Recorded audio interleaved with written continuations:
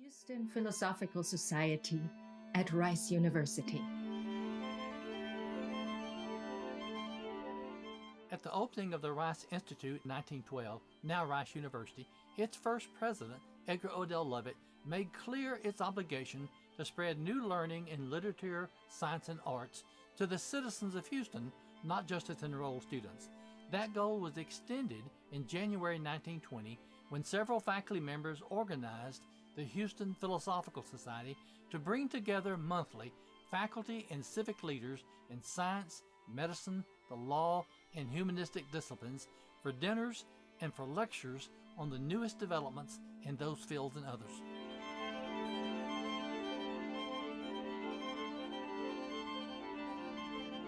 Today, this organization continues to serve as a knowledge accelerator.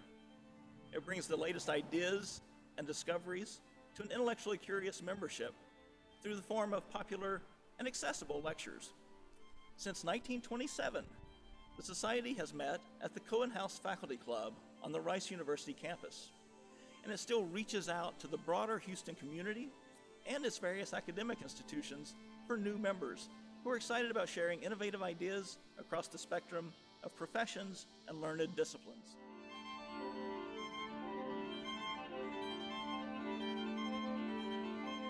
This town-gown society sought to engage both academic leaders and various civic leaders in exploring the world of ideas, the thought being that such interaction could enrich the lives of all participants. For over a century, these meetings have expanded friendships and broadened the perspectives of the members of the Houston Philosophical Society.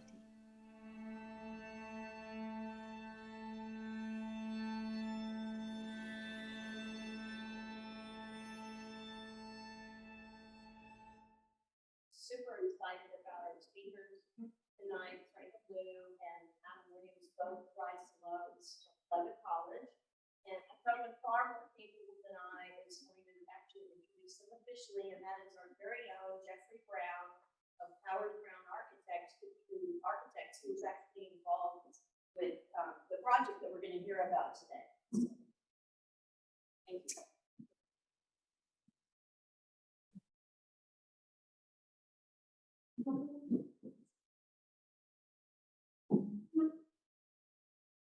Thank you, Kathleen. I've had to make a few adjustments in my notes, having Adam and Frank at the table and making sure I don't cover any territory that they cover. I think it's hard to introduce somebody that you know pretty well and you're friendly basis with. I think that's a hard introduction. Then even harder, get a little bit of an insider's point of view in that introduction on the project. But I'll do my best. I'll start this way. In my morning study at home, she has a placard on her desk. It says, "I'm kind of a big deal." And I know that, and I know what that means. There's not closer to mom. Okay, there's not much to talk about. I know what that means. And so you could know that Frank is kind of a big deal just by reading the bio that we provided in the program for tonight. You could see that he was born in Taiwan, spent some formative years in Vietnam. Like many people, came here for better opportunities and graduated out of work as a civil engineer. Started Lovett Homes from Lovett House, where both he and Adam were residents. In, I guess, in the late 70s or early 80s, I don't have the bio in front of me. And from there, Lovett Homes, then Lovett Commercial, in-town homes, and Lovett Industrial, where I currently work on a lot of projects in Frank. I think about 10 projects. And so just from that list, and the fact that the success that Frank has had over the years have benefited this university in the I think the acronym for it is LILI, if I pronounce it right, but it's the Lou Innovation Center for Entrepreneurs. And so that was 2015, I think, that Frank was able to make that endowment here, and that's a testimony to Rice, I guess, in some ways, but certainly the American dream in other ways. So Frank's interesting that way, and he's definitely kind of interesting on paper, if you can see that. In the land of real estate, we moved from kind of to really interesting. So Frank is really interesting in the world of real estate. And I can do no better to set the story up than his son's comment about 3 weeks ago at the Urban Land Institute, and Frank gave me permission to say anything here, at the Urban Land Institute when he was asked about his role in the family business and what was going on. He said, well, I typically introduce my parents as hoarders. And that stayed calm and quiet until he said they're land hoarders. And I think that's true. Frank must own hundreds, if not thousands, of properties that you could just anecdotally ride down the street with him and say, look at that building for sale, and you might say, well, I own it. My own experience in that was really manifest to me in 2019, and Frank was interested in a prison that you see all the time on the Dallas skyline, privately held prison. And I had done some designs and drawings to see if he could get a hotel. And he had I wish I was making this up. He took me out of the plane and we flew out there to tour the prison and as to whether, how much it should be bid on it. And I mean, just to cut that line of worry out, thank God was not the winner on that, because I don't think I could have afforded to be on his resume on that matter. But his handlers then took me around to some other properties, and he had this, knowing Dallas pretty well, pregnant sense of which sites to buy in sometimes marginal areas. One site that we toured now in the south of Dallas would be in probably the most developed corridor in all of Dallas, on the south side of Dallas, and he happened to own the site. And on our way back to the airport, Frank had called this guy and said, also take him by the MLB, that office building park. So we stopped at Parker, and I'm worried about my flight. And I said, which building does Frank want to own? What does he own? What does he want to look at? And he said, oh, he owns them all. Yeah. So it's a really, really big deal in real estate, Frank is. For architects, Frank's the deal. So he's what's left of what in the old days would have been the Medici in a certain way, but he's a patron client. We just mentioned 5 different architects at this table tonight that randomly people know that Frank has employed all of them in various ways. And so when you're sitting in meetings at the city of Houston and randomly Frank's name will come up and they'll say, well, maybe Frank owns this property and we can get him to, they're always trying to leverage him to give something over, as it were. And so Frank he's really a big deal. He's the deal for architects because he has all the projects everybody wants to work on. And so for years, my partner and I pitched to him. We were presumptuous enough that we just said, I entered his name in my phone back in the day, even though he never called us. Until he did one day. In 2017, he called, and I took his phone call on the I-10 at the W Hotel out there at an industry event. And the name came up, Frank Liu, and I couldn't believe it. And I'm in an event with a bunch of drunk real estate brokers. And I had to take Frank Liu's call in the loo. I had to literally go into the toilet stall. It was the only place I could hear him. And that's when he asked me if I'd be interested in being one of the architects that would get involved in the project that you're going to see tonight.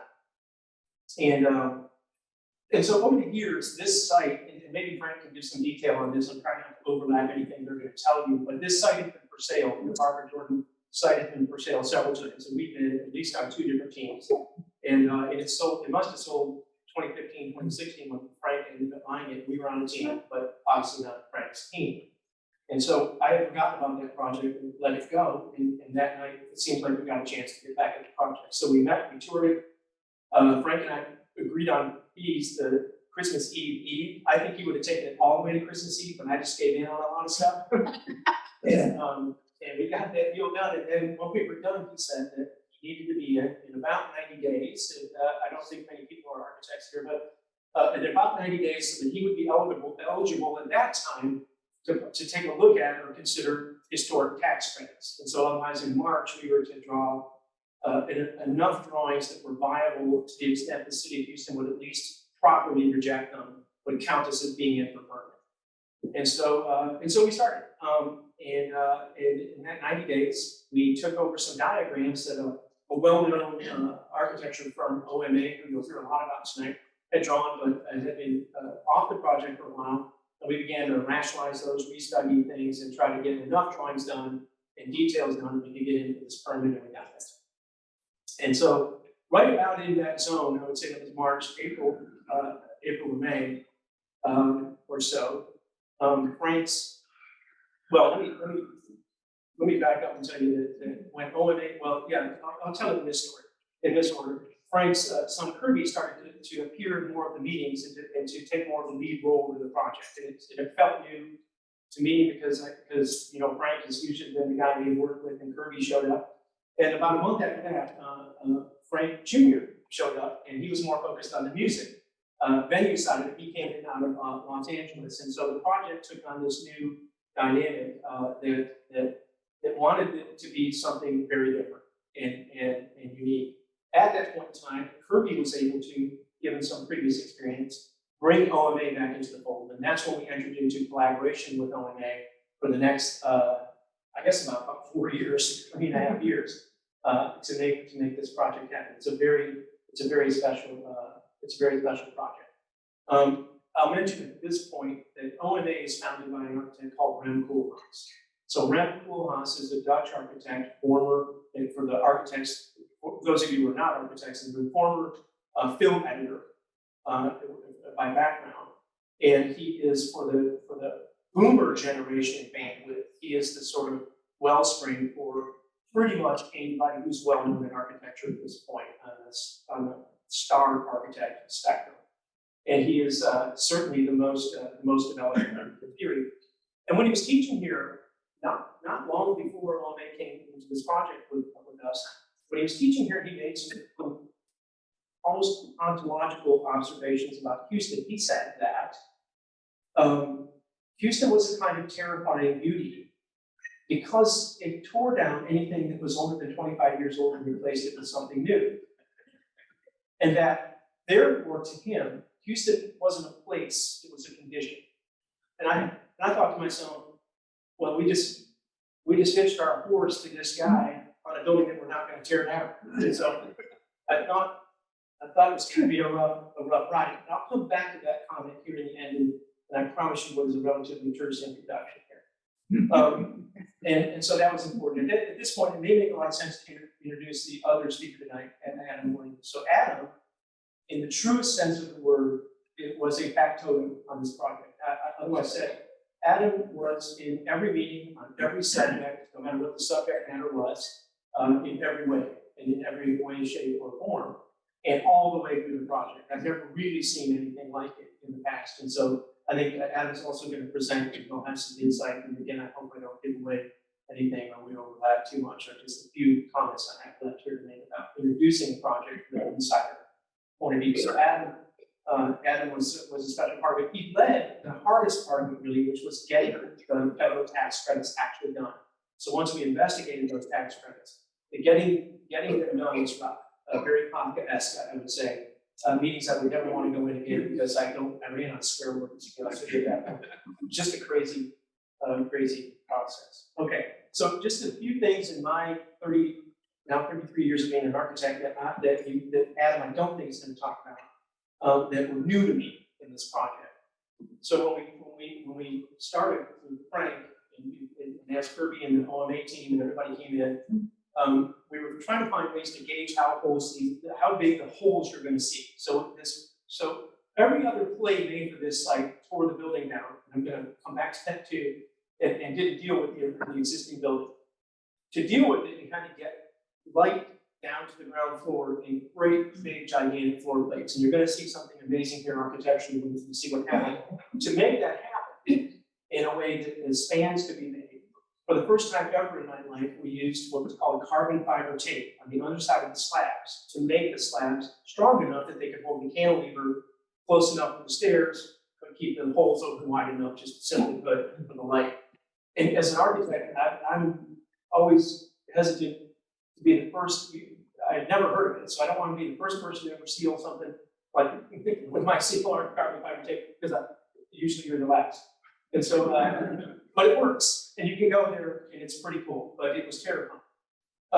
You may talk at a little bit about PTFE skylights. Those are cool. I just wanted to mention those because of weight, right? So when you look at this building, the light comes in from the skylights down through the hole into the ground floor that activates the ground floor. It's the whole key that makes the thing work.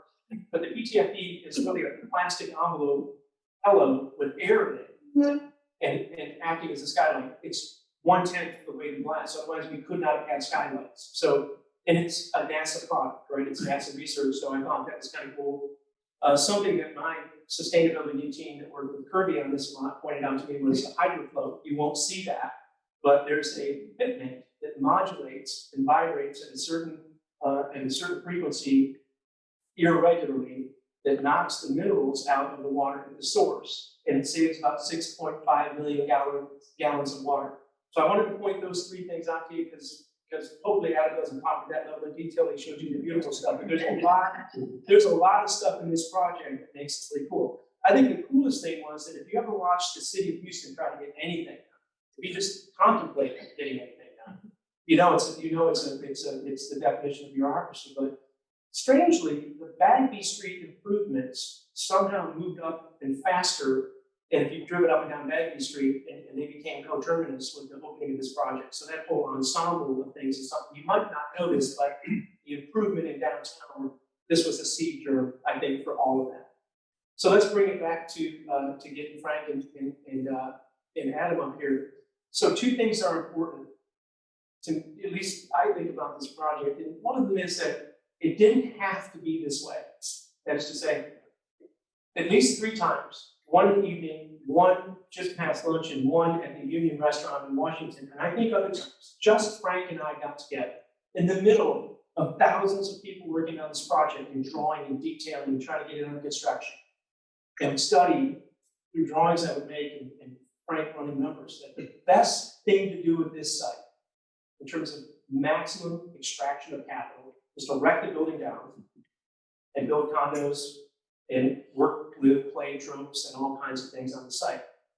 But Lovett had, and I say Lovett is the collection of his family and the team and everybody on it, had a different vision about something truly unique that wouldn't be so much an extraction, but a contribution to our culture. And that's what's unique about this building. It's keeping that building, not taking the maximum profit out of it. And I don't think Frank would tell you this. He might. But and giving back the gift of Houston that he probably isn't going to make a whole lot of money on. So that doesn't happen in my 33 years of this, almost ever. And I think in the end, it flips the Koolhaas notion about condition upside down, because it really is conditions instantiated or manifested as place. That's what's unique about this. The program, the form of the architecture, and the use of the building, it's kind of a condition and a place at the same time. And it's not a terrifying beauty, it's a real beauty. So with that, I give you Mr. Frank Liu and Mr. Adam Williams.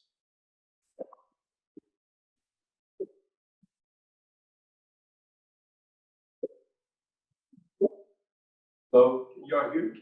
Can you all hear me?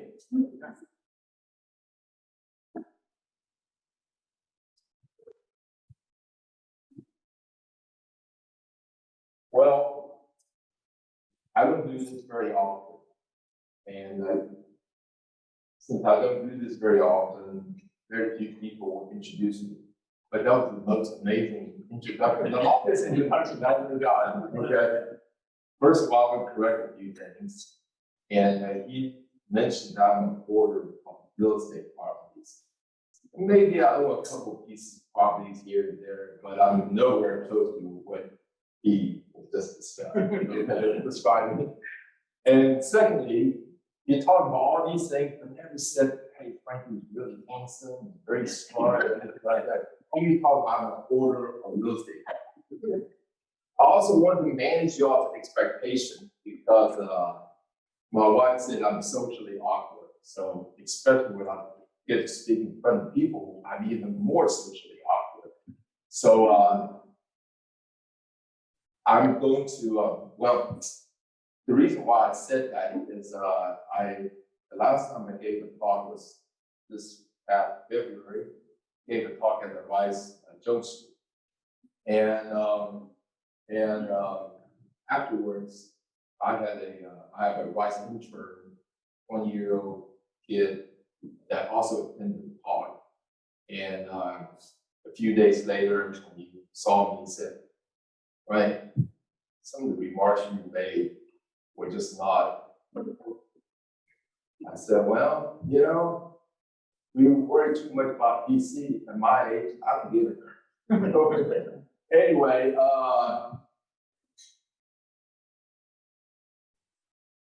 I'm the setup man, okay? I'm sort of the setup person for the closer.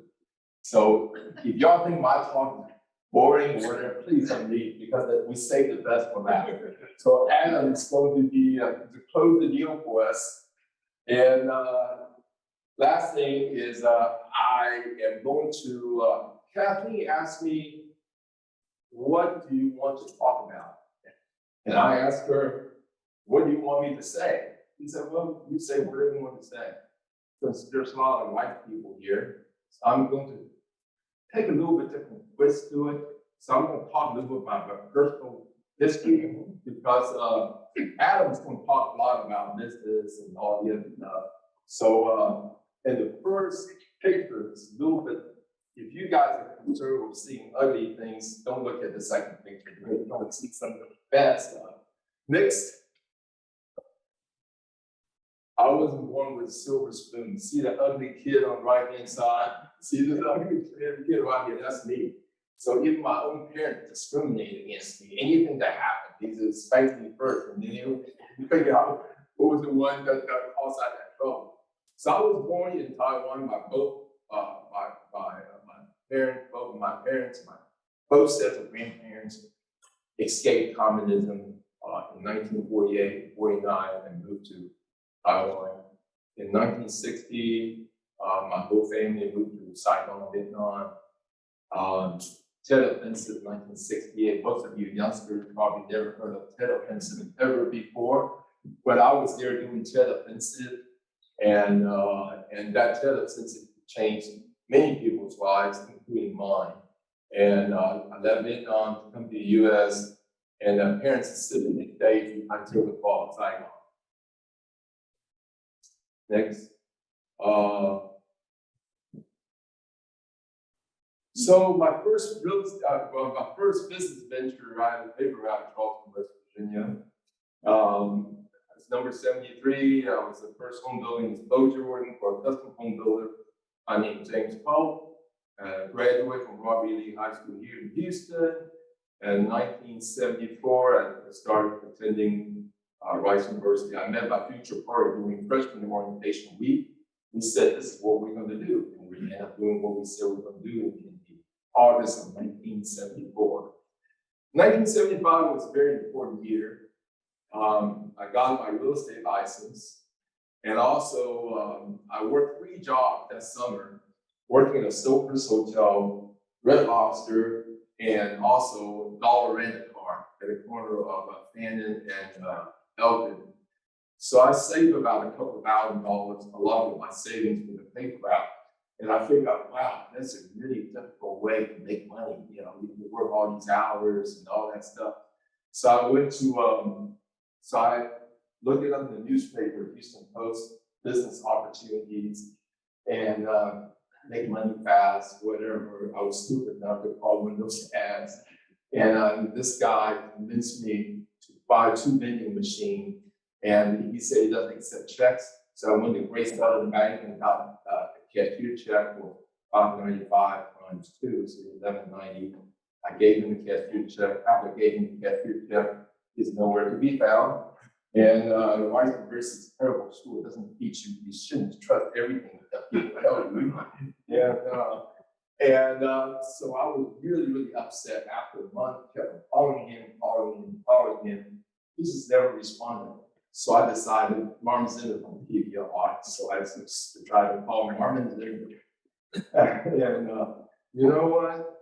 I think within a couple of days, I got a call back and said, hey, come in and meet Marvin Zimmer. So I went in and met Marvin Zimmer, and he said, well, son, take it easy, I'll figure out a way to help you. So sure enough, after a few weeks, I got my vending machine, and I was gonna be this vending machine tycoon from 2, I was gonna be 4, I was gonna be 8, and then 16, and all that stuff. But it didn't work out that way. So Marvin's in the one, he's not shutting down the chicken ranch, he's got to help me. I met my future wife in 1975. Next. In 1976, 1977, parents immigrated to the US. They lost everything in Vietnam, and that was me on the top left. We have 5 kids in the family, so we started a fast food restaurant. I helped them. They spoke very little English, and so I had to do everything for them. Went to the banks, borrowed money, and accounting, legal, everything. So that was a wonderful experience for me. Graduated from Rice in 1978, again, worked for a real estate company by the name of Arthur Roof and Company, and also worked part-time with my partner, John Walrose, in this home building company, doing remodeling and different things like that. So, next. So I started a company with my roommate, John Walrose, at Lovett College. That's where the name Lovett came from. Bachelor of Science in Civil Engineering. Next.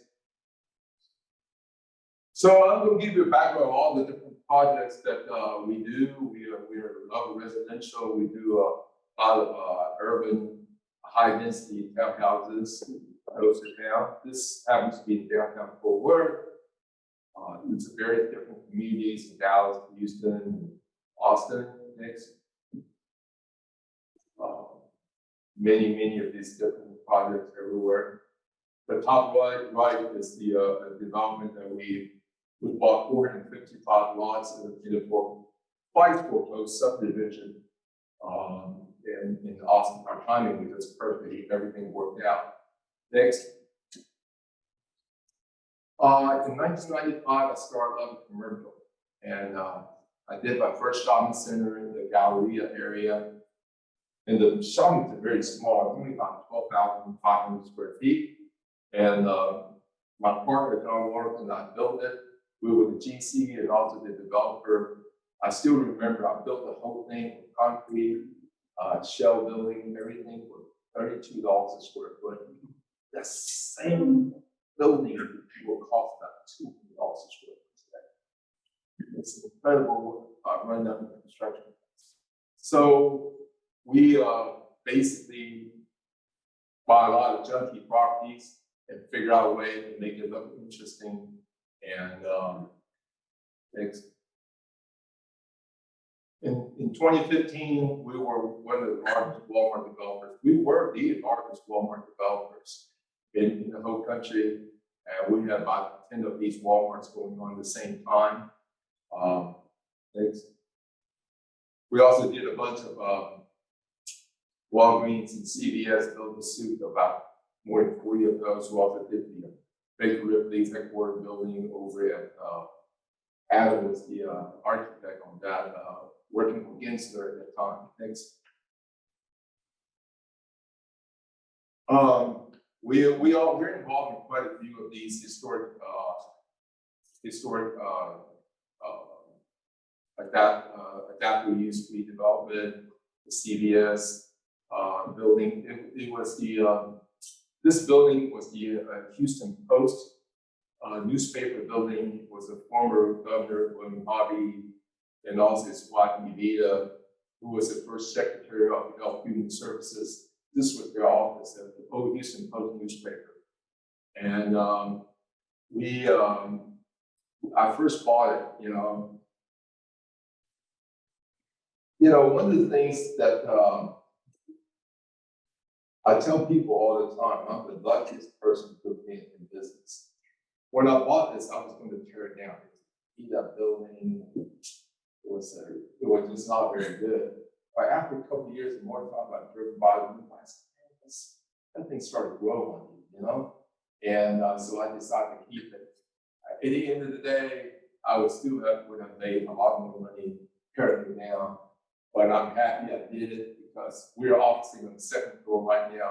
It took me 4 years to get CVS to sign up, and they're still paying me half rent until I get more of the spaces occupied.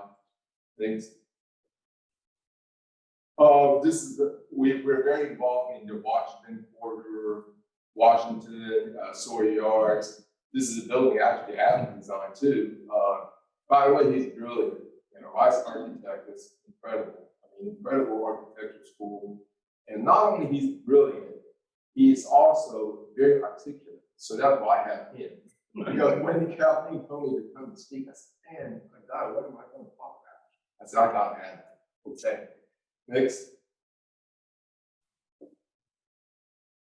I'm going to show you a whole bunch of different pictures of this before and after. Before we buy this junky property, and now we put some lipstick on Adam's architect on that too, and change it up, make it interesting. We have a stylery, we have a brewery in there, we have a axe throwing place in there, we have a barbecue place. It's funky. This is another one. That we have at a big warehouse to do something interesting in the Sawyer Yards area. This was a junk, as you can see before that, it was a junkyard. We turned to something interesting using the same building and all that. This was probably a salvage yard, and now it is an apartment building there. We also started doing some multifamily, mostly in the workforce housing arena. People ask me, I know I'm running out of time. People ask me, what are some of the lucky breaks in my career, especially early on. In 1986, back in the 80s, the Houston economy was terrible. It was in shambles. And real estate was, there's no, all the banks have failed, and it was terrible. You could literally buy things for 10 cents on the dollar and things like that. So there's a group of townhouses right by Buffalo Speedway and Holcomb, and it is owned by a very well-known real estate developer, very well-known, and American General was the insurance company. So somehow I either heard or they were on the market or whatever. So I went to see them, submitted an offer, and went to see them. I still remember the guy's name, the guy that Mike Shaker. And I went in to see him. I said, look, if you were to sell today, if you were lucky to find someone that can pay you, you probably would lose 60, 70% of your loan amount, okay? Which is not good. But if you were to sell to me, I don't know exactly what the basis is, but I'm willing to pay you a high price, okay, for the land. And, but the only problem is I don't have any money. And I want to finance me, buy the land, and plus to finance me to build these townhouses, okay? And somehow, I'm fairly awkward, and somehow I convinced him that's the right thing for him to do. It really is a smart thing for him to do, to put me in that, losing 70%, versus not losing a whole lot. So that's what he did. He lent me money in that time. There was nobody lending any money. I built these townhouses. The townhouses still standing there. We didn't make any money. Of course, we paid way too much for land, but he helped us with our credibility, with our relations, and all that stuff. So that worked out really well. My second one is in 1988. Remember that period of time, Houston really depressed. So we got a lot of extra free time looking at newspaper again. The first time with business opportunities. Now we've got real estate for sale. And I saw this little tree-line at Piney Point Village, Buffalo Point, 13 acres for sale. So I called the guy, and the guy's name is Mr. Potts. So talking quite a few times, finally he told me he wants $2.6 million for 13 acres. And the price was fantastic, but I don't have 2.6 million. And he probably doesn't have anyone calling him. So every time I call him, he always talks to me and blah, blah, blah, all that stuff. So one day, one of these realtors, we have a little tiny office. One of these realtors heard, I'm pretty loud, so one of the realtors heard a conversation with somebody. He said, you know, I want you to meet somebody. So that was on a Monday. On a Wednesday, I met this lady at the Confederate House in Highland Village, back in the Highland Village. So I was so prepared, I was so smart and all that stuff. I went there without any, okay? And I told her this is what I want to do, this is how much money I want to pay. And I did a little performance of this little 4x4 cocktail napkin. And you know, wrote down this is how much profit we would make and stuff like that. So she said, well, you know, how much earnest money do I need? I said, well, I don't know, $100,000. So and then I left, you know, and then after I got back in my office, my wife was excited and said, how do you go? How do you go? I said, well, you know, she said she's gonna come by and see me. I said, ha ha ha. Next day she came by with a check in a jogging suit. See, if I were to tell you all these stories, we're making this up. I didn't make it up. I mean, these are true stories. Her name is Linda Schmuck. So I did the deal with her in 1988, okay? And since then, she got a divorce and all that stuff. And we still do business together. We still do it on handshake. And the same formula that we did in 1988. She's a very smart business person. She was a CPA, she still is a CPA. And so the whole, I guess, 30-some years now, she never asked me to see my books. I can guarantee you I made a lot of stupid mistakes along the way, stupid decisions and things like that. But she's very cool about it and stuff like this. One bag of a like her. So anyway, that concluded my little talk. I'm going to turn it over to Adam. And afterwards, y'all can ask me whatever questions y'all want to ask me. And I guess I personally talk a little bit about the history of the post office. In 2009, I think it was in 2009, Peter Brown, my good friend Peter Brown, ran for mayor. And he lost, and maybe he was distressed or whatever. So he called me up one day and said, hey, Frank, why don't you, Leo Lindback, and I go to buy the post office? The post office at that time was available for sale. So the three of us went together and we submitted an offer to the post office. They got many offers. And at the end of the day, the guy from Washington, D.C., the number 4 in the pecking order, came down and told us, you guys got the bid. We want to work with you guys to sell the post office to us. He also told us that we really need to sell the post office. He told me this, I couldn't believe the number, but this is what he said. He said, we're losing $2 million per month because the facility is so antiquated. It's just not very efficient, you know. After all that, we follow up with him a couple of times, you know, all these different things and stuff like that.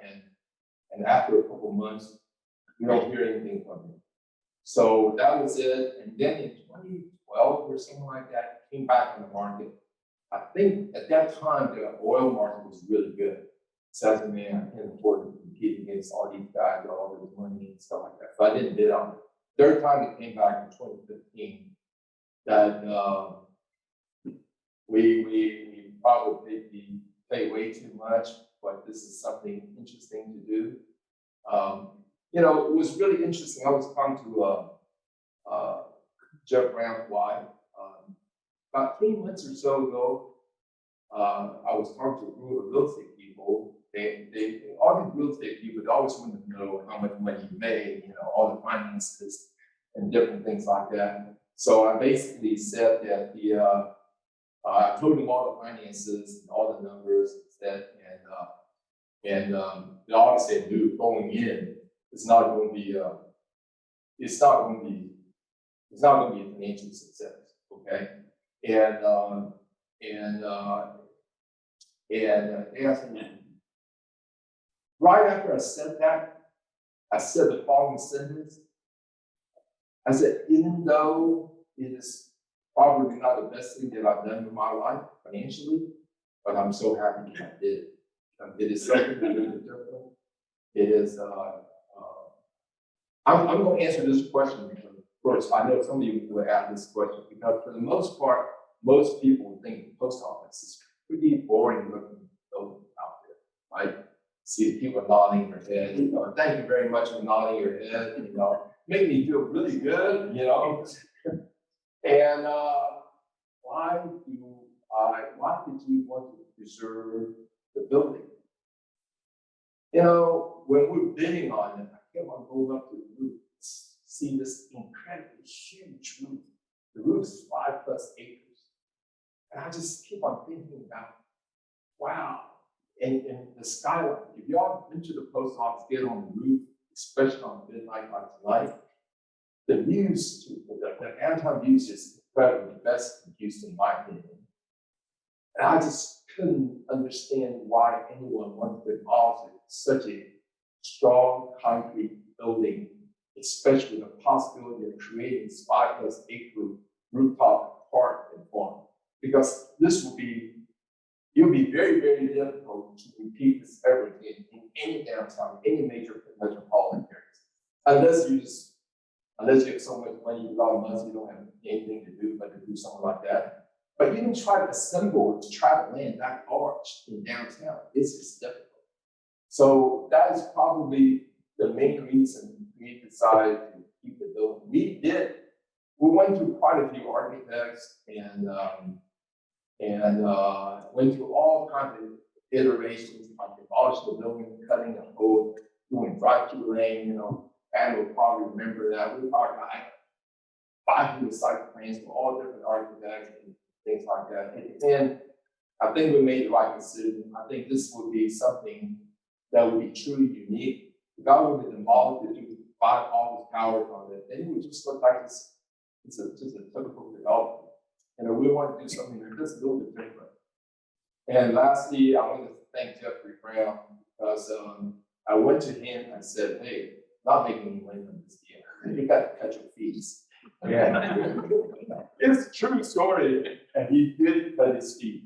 So thank you, Jeffrey Brown. You didn't really charge me more. I mean, it's not, it ain't worth it. I'm not doing it. But thank you. So I'm going to turn it over to my co-worker, the brilliant Williams.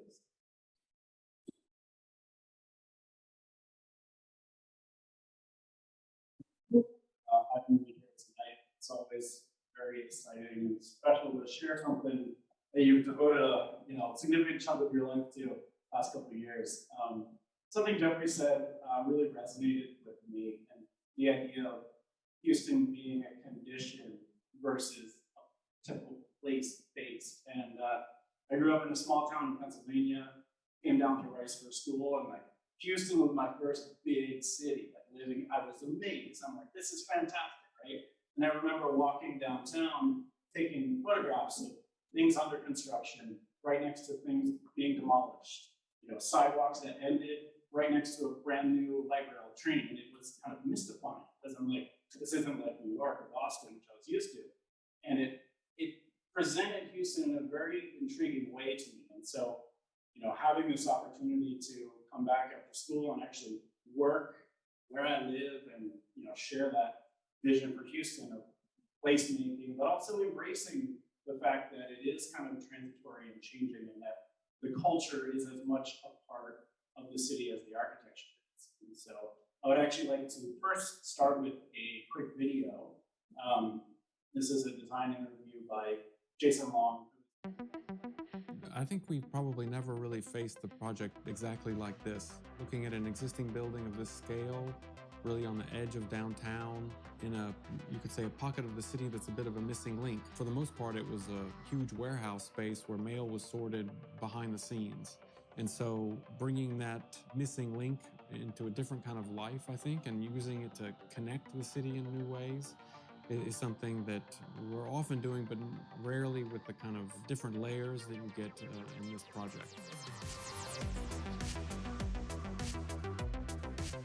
I spent a lot of my time growing up in the South, in Memphis and Houston. That's given me a real perspective on the kind of cities that those cities are inevitably. Houston in particular is a place where, because there's not so much regulation in terms of zoning, strange juxtapositions can happen and are even welcomed. And I think that that's some of the positive juxtapositions that you can find that we're also trying to create between green spaces in downtown, between commerce and art, that we're injecting in the experience of going all around and through this building. One of the biggest, literally, problems about this building is its sheer scale. So you could fit 4 747s into it almost. And because it was built as a warehouse, it's also a kind of undifferentiated field of columns as far as you could see when you go into the space. I think when you look at a building like this building, it's a huge warehouse over 1,000 feet long with an almost undifferentiated facade, at least on the north side. And you might think, why preserve something like that? I think it was really visionary almost that Lovett, our client, decided to keep the building and saw in it the potential to create something that could be incredible, regardless of how you might think of the building at first glance. And I think the fact that they were able to get beyond thinking about that basic dichotomy of what's beautiful and what's ugly is really allowing them to make something truly unique in Houston. We treated the design of the building almost like a master plan, trying to create different zones within the building that we could define through a series of atriums. So there's 3 main holes cut in the building. Cutting these series of atriums into the building wasn't just about trying to bring light in, although of course it's about that, but it's also about trying to allow the city to come up and through the building, to kind of allow it to almost grab a hold of it as you can move up and through each of those atriums onto the roof, almost like a hook, hooking a fish. Hooking a fish is a totally random way to compare it to. Hooking a fish. One we call the theater atrium. It has an X-shaped stair that cascades up to the main rooftop. The middle atrium is a food hall, so the market atrium that I think will be one of the main attractors for people to come to this building day in and day out. You know, workers from downtown walking across the bayou and coming in. And we tried to make that space something that was really like a beacon, using stainless steel to create a set of kiosks that are sprinkled throughout this atrium, different scales and with different ways of sitting and eating, and also different ways of even preparing food that can reflect just how much diversity of food culture there really is in Houston, which is amazing. And then the last is a co-working atrium that will be centered around workspace. So a series of workspaces that will also have a cascading stair where you can have meetings and work in a more casual way. And all of those spaces also connect to and are in a way activated by what's going to happen on the roof. The entire roof, which is almost 200,000 square feet, will be covered both with an outdoor public space, so really a park hovering above the Buffalo Bayou and looking out to downtown Houston. And then there'll also be a working farm, and it'll be activated by a number of restaurants. So there are 2 restaurant pavilions, as well as activity and other spaces where different performances and things can happen even on the roof. And then lastly, on the east side, there'll be a 5,500 person performance venue that'll be run by Live Nation.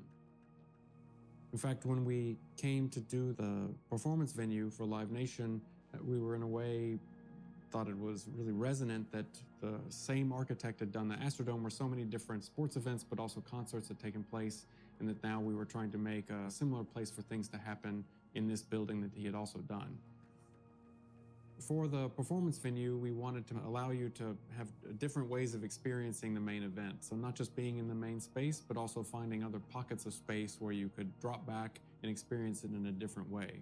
The seating takes place on 3 levels. There's a main general admissions area, and then a tribune of seating that's stepped. But behind it and underneath it, there are a series of bars and other spaces that you can hang out and be more casual, almost like you're sitting under the bleachers at a football game. Oh man, you want to hear something way messed up? And it's that kind of different pop cultural references that we wanted to utilize to make spaces that are yours and that you discover and that you own precisely because they're pulled apart from the main space.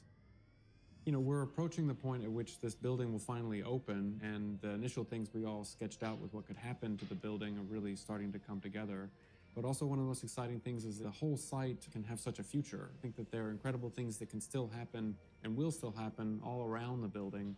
Currently, there's a series of open parking lots facing the south side of the building and looking out onto the Buffalo Bayou. I think there's new things that can come there, new potentials for living and also working, but also new ways that maybe the site can connect together with other parts of the city like the Bayou, and new ways to even get up to the roof. So I think we're really looking forward to that future in the years ahead too. Building to kind of present new interventions in such a, we think, futuristic looking environment.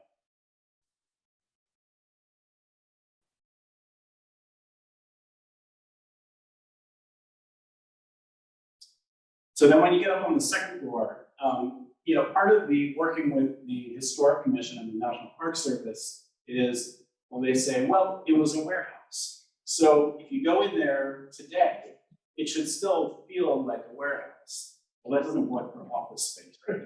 You need daylight, you need, walls and windows and things like that. And so part of the kind of back and forth with the Historic Commission was, so for example, in this view, with these full height glass walls, you can still see through. You still get this sense of space and scale, even once you've divided it into these kind of different atriums and living spaces. So that'll kind of take us to the Z atrium, which is our kind of co-working and office focus. On the ground floor, it's meant to be kind of like your third place, your coffee shop where you pull out a laptop, you can hot desk, things like that. Just kind of lounge up on this stair. We can use this for lecture series and things like that. And then on the second floor is some more traditional office space. We have a co-working group, common desk that's opening in a few months, and then more office space along the back. And I'll kind of point out that each of these three stairs goes all the way up to the roof. So no matter what direction you enter the building from, you have this monumental stair that takes you all the way up to the roof. There are elevators as well. But it's, again, that nod that this building is open. We want people to explore. We want them to, see something a little unexpected.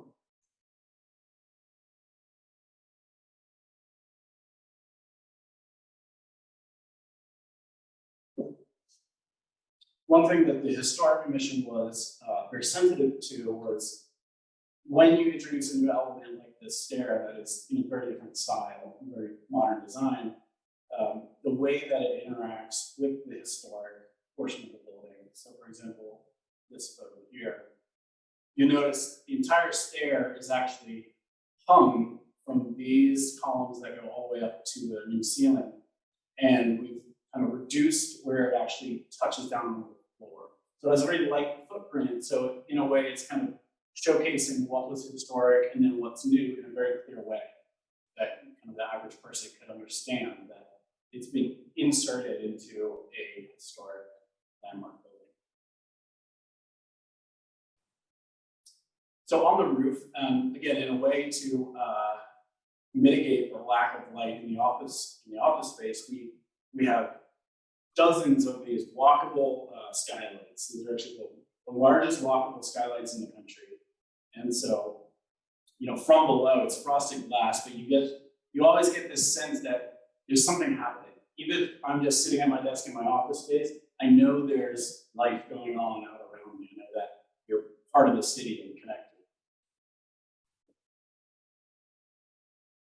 So 713 Music Hall, again, it has become Live Nation's flagship new concert venue. And this was also, I think, a learning exercise for Live Nation. And we wanted to push the boundaries, like Jason Long mentioned in the video, of what it's like to go to a concert. It's not just find your seat, sit down, watch the show. of course, the stage is amazing, but there's all these little moments here, like cool little bars tucked away.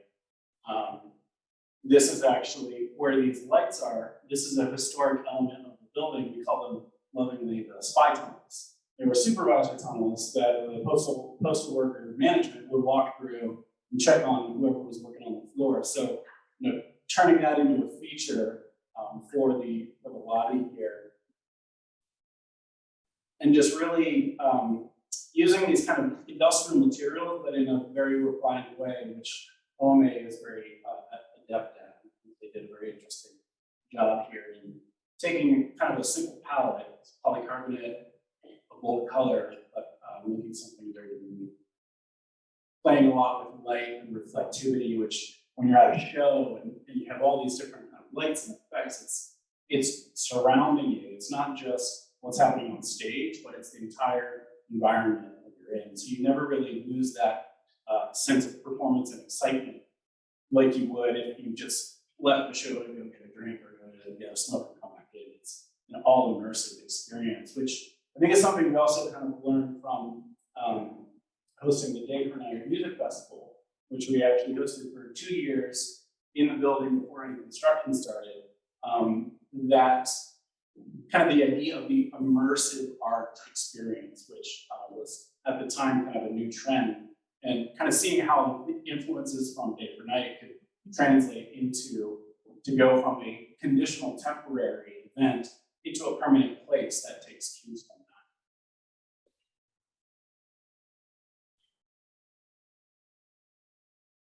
So this is one of the bars. But one thing that Ome accomplished here that I thought was very smart is when you come and get a drink at this bar, there's an opening here in the tribute seating, so you can always see back to the stage, even when you're waiting 20 minutes in line for your drink.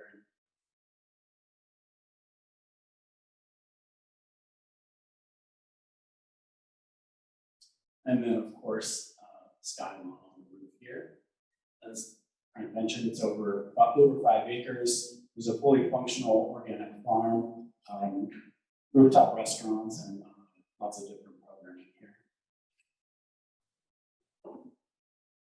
So here's the farm and volunteers working here. We work with a nonprofit called Blackwood Farms. We were actually recently featured on Good Morning America. Our volunteers came out to kind of do the first planting for the season. And then next to the farm, we have an event center here. This place is just constantly booked up. Amazing view downtown, and just being connected to that side of the roof.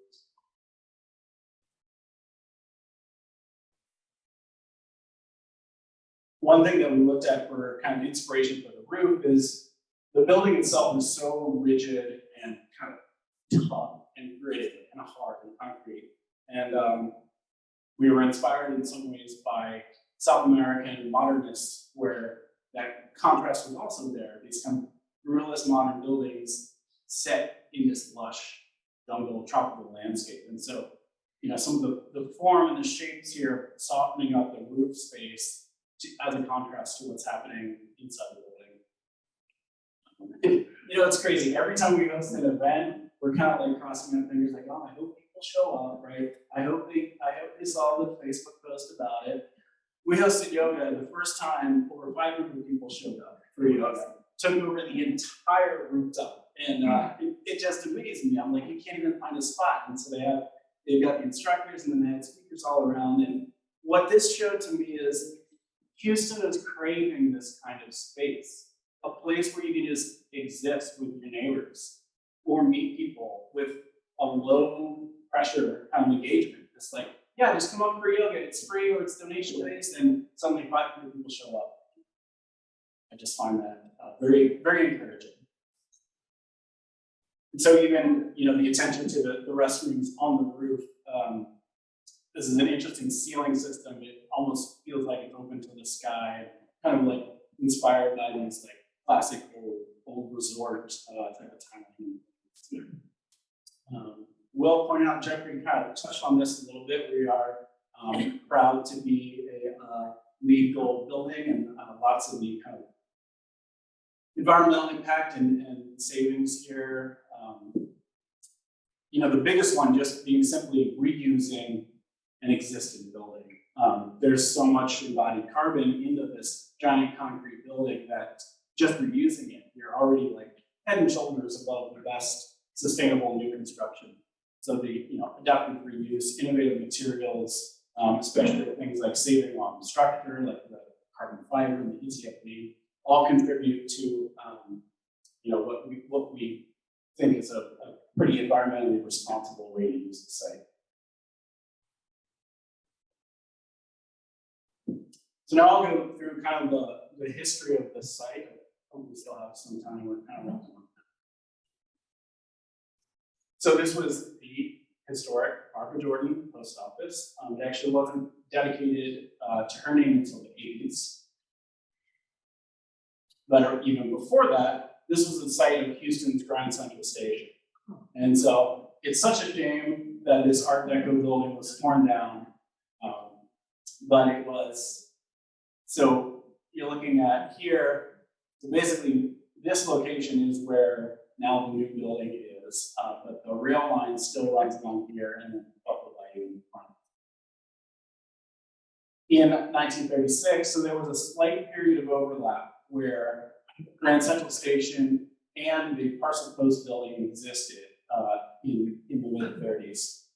So this was the first time that the post office got involved. So it kind of slowly changed ownership between the railroad to the post office. And so this operated as a Parcel Post, and this building is still there.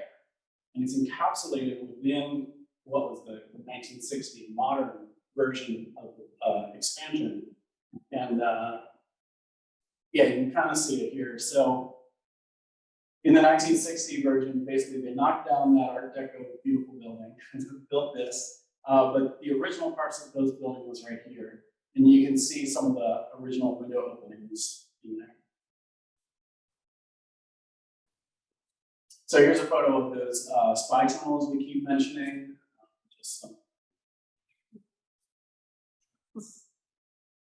In 1984, it was renamed and dedicated in honor of Barbara Jordan. We are very excited to be working on another way of honoring her. So in the front plaza out here, there will be a statue commission to honor Barbara Jordan. And so that is another thing that's in the works. So another example of how we went through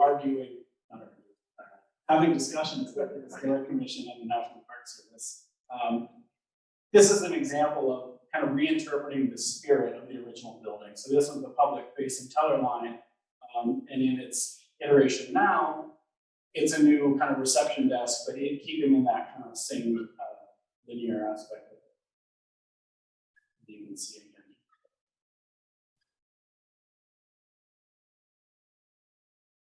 And these are just some of the kind of interesting details that we've preserved and saved, the old zip codes, the old mailing routes. This is a really kind of interesting space. Not a lot of buildings in Houston have basements for some obvious reasons, but we are above the floodplain here. But the back of the building was the loading dock. And so when all the trucks full of mail came in, there were conveyor belts back here, and then they went down into these chutes that they call dump holes. And those dump holes then came down to the basement, where there was a whole second network of conveyor belts. And this kind of ran underneath the main sorting floor. And so, one thing we were able to do was turn those into skylights as well. So now this kind of half basement actually has some natural light and can be used for studios, and we have kitchens down there and things like that. There are actually 2 nuclear fallout shelters in the building, and this is one of my favorite anecdotes. There was one for the main floor for all the employees. I don't know how many, 500 people, 1,000 people worked there. And then there was a second shelter just for the postmaster and his limited staff that was directly below his office in the original 1936 building. So, even in times of national strife, people still had some divisions between between them. And I think it was very interesting for me to see that this was the postmaster's fallout shelter, and this was the one for everybody else. Postmasters seemed a little bigger to me, and the general one was only like a few feet wide with some these water barrels stacked up here. So, you know, it's a good thing it never came to that, and the building is still around for the rest of the day. And then, you know, of course, we're always thinking about the future. And I think, again, I'm going to keep coming back to this, the condition for the changing versus the place. And placemaking is very important, but placemaking isn't done just through architecture. It's done through community engagement, events, programming, getting people to feel like they have a vested interest in this place, that it's part of their Houston as well. And so, who knows what the future holds, but I'm kind of very compelled by this quote, which is on a sculpture in Main Street downtown. As we build our city, let us think we are building forever, which can be interpreted in a couple different ways. Constant state of construction and demolition and road widenings, and we're building forever, but also we're building something to last, and we're building something to pass on to generations. And so with that, you know, here's our everything gone gangbusters future plan. This is actually a 16-acre site, which is basically 9 downtown blocks. So you can imagine, you know, if downtown continues to grow the way it does northward, and just infilling the rest of that site here. And, you know, especially with these fingers reaching out towards Franklin and towards the bayou, and extending that roof and that public space even further. So even though a private office tower may be developed here, it would be in conjunction with also improving this space that's accessible to the public. 2 other interesting features here. This is an idea for a connection directly to the Buffalo Bayou Hike and Bike Trail. So it would actually tunnel underneath Franklin, and then it'd be a way for basically to come straight up from the bayou up into the site. And then another kind of big public move here is what we like to call the Spanish Steps of Houston. And again, it would take you all the way from Franklin Street with a pedestrian connection all the way up to that.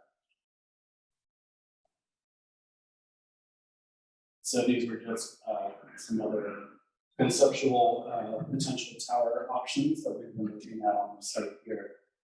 You know, interesting to think about it in phases. It's, you know, kind of how do you relate back to downtown, but still, you know, not totally obscure what's nice about, you know, what's happening with the group and everything. So this was a concept sketch done by alumni, and so we looked at keeping these view corridors open with kind of the tilting of the building so that it's not going to ruin the experience that everyone is coming to love up here on the roof. And here's a more realistic rendering of Boggy Muggy Houston. So yeah, so that's a quick run through. We're happy to answer your questions and give any more info you're interested in. 2 questions. First, what's happening with the office building or whatever you call it in front? And what do you do with the train tracks that are behind the place? So the admin tower in front, kind of see a little bit of it. The plan for that is for a hotel, so like a boutique, about 100-key hotel. With on the very top of this, there would be a rooftop restaurant with views of downtown and everything. So that's in the works right now. As far as the train track behind, you know, it is really tough working with Southern Pacific and all those guys. They move real slow and have lots of there. Basically, they don't have necessarily an incentive to disrupt their operations. But the Houston Amtrak station is kind of right there. So we've looked at some ideas of better integrating the experience of getting off the Amtrak and getting to downtown, which is pretty brutal right now. But No other questions? Well, I want to say I think we should have a hearty round of applause. Thank you so much.